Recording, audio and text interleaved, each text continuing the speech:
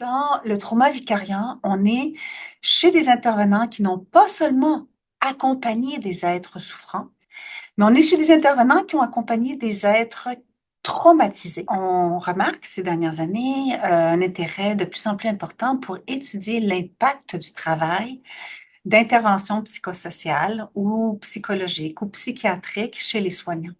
Et on remarque deux types de syndromes qu'on étudie de plus en plus. Cette impression de ne plus avoir un sentiment de vocation, d'être épuisé par le travail thérapeutique avec l'autre et qui se manifeste par des symptômes tels qu'une grande fatigue, une remise en question de sa vocation professionnelle, une difficulté à continuer à interagir avec des êtres humains parce que les êtres humains sont synonymes de responsabilité et de souffrance. Maintenant, si on distingue cette fatigue de compassion avec le trauma vicariant, eh bien dans le trauma vicariant, c'est un syndrome qui est beaucoup plus teinté cette fois-ci par les symptômes post-traumatiques. Dans la fatigue de compassion, on était dans la lassitude, la difficulté à adopter la posture empathique, alors que dans le trauma vicariant, on est chez des intervenants qui n'ont pas seulement accompagné des êtres souffrants, mais on est chez des intervenants qui ont accompagné des êtres